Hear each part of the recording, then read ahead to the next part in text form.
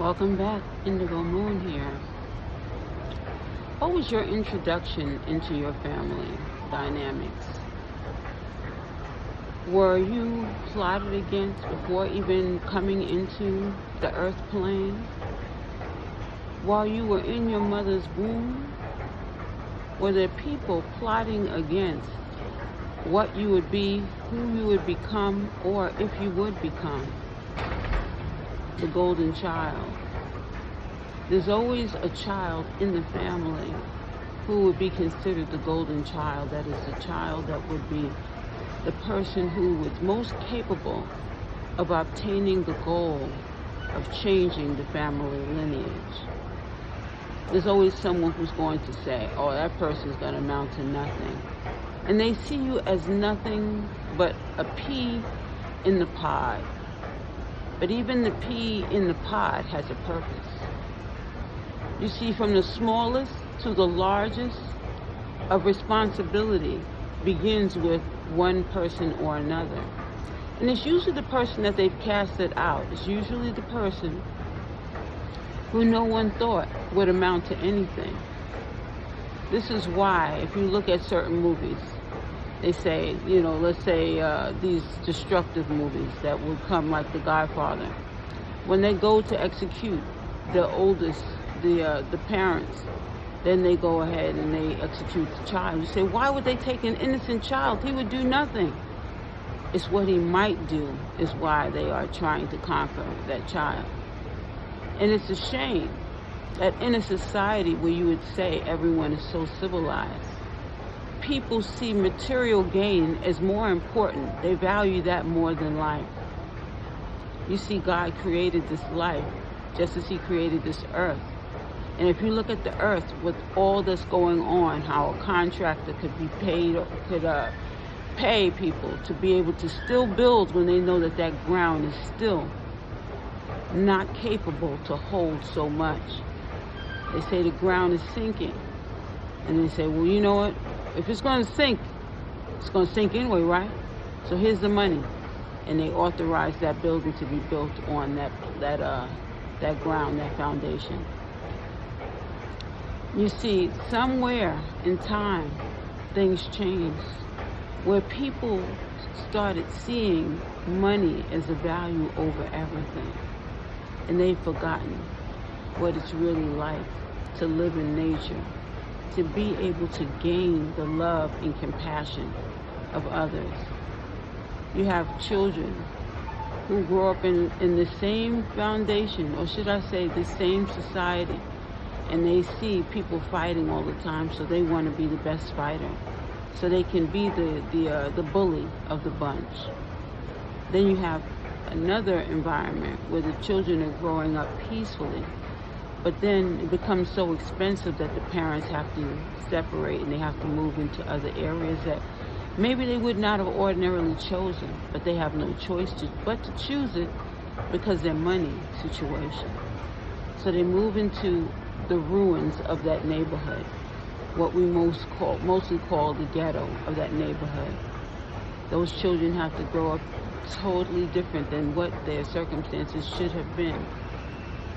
And really, they're calling it this because so many people get thrown into this neighborhood because they don't have the money to take them into the neighborhoods where they would have rather been.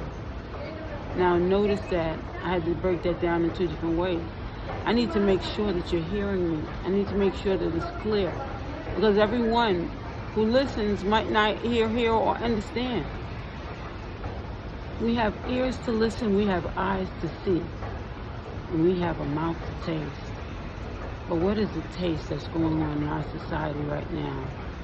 We don't want to hear what's really going on. We don't want to see what's really going on. And we doggone sure don't want to taste something that is unflavorful. Unflavorful society is what we might call this, because there's so many different things that are happening. We need a world where people want to actually acknowledge a better place. They want to be able to dream that there is a better situation, better circumstances, better living conditions. But when we look at all those different things, we have to say, who's in charge? And the person in charge might need your help, because we are supposed to function as a society that is helping each other. Each one teach one. Hands together, honoring a world that we need to grow and to persevere into something much more than it is right now. You know, back in the day, there used to be these movies, Thank God, where a child decided to really look to see what God was or who God was, and God introduced himself to this child. And they walked and they looked at the society and they started making certain changes. God listened to the child, and the child said, God, why is this? And God said, why isn't it? What would you do to change it? You see, we are not looking at our children for answers nowadays. And you know what? Their ideas are great. How many times are we going to just chalk it off to, you know what? If the government can't do this or the government can't do that, we all need help to create a better world. How is that going to happen? It starts with one child, and then you have to look at a bigger picture, that it is more than just this one child. It is 2 children, it is 3 children, it is 5, it is 10, it is a whole world of people that the decisions must be affecting. So how are we going to make change? You see, we look at our world and we wonder where it is headed. We have to look at the corruption. We have to look at, it's corrupt for you to decide to take old granny out of the home that she knows best and to put her in a senior citizen's home where people sometimes do not even care, and then you don't go to visit her. Our society is facing a great deal of trauma right now, but it starts with a thought. How are we going to be better people to ourselves? How are we going to be the people that we want to see in this world? It starts with that first decision. And even our thoughts, thinking, oh, she thinks she that? Oh, I'm going to show her. That jealousy, that envious mentality has got to go.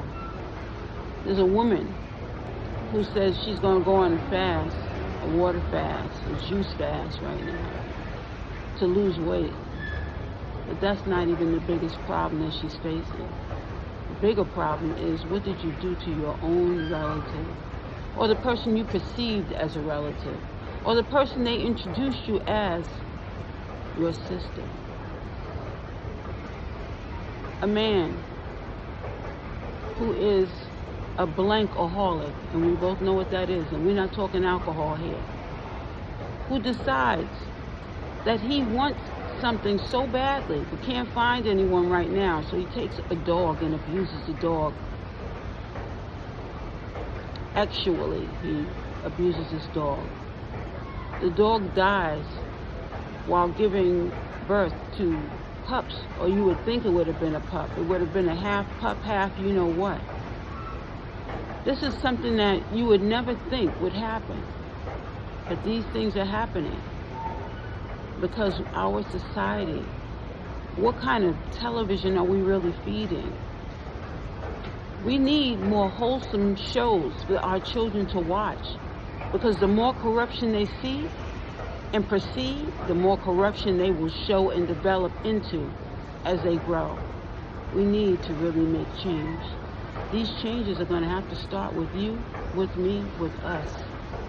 We have to make change, or our world is not going to exist in any positive way. And our children are the ones being hurt and harmed by this, because they're looking at the television and they're saying, oh, this is how they're doing this, so this must be right. I shared a post the other day, or a week ago, where a man did something bad on the tram, and the children followed suit. The grandmother tried to correct them, and I stepped in and had to say something, because I could not just close my mouth and let this poor grandmother deal with these grandchildren who basically were innocent, but they were following suit of an adult that they saw doing something wrong. So in order for us to make the wrongs right, it has to start with us. Let us make better choices, better decisions, for our world needs us. Starts with a thought, then the action. Let's not forget that. Indigo Moon, have a wonderful day.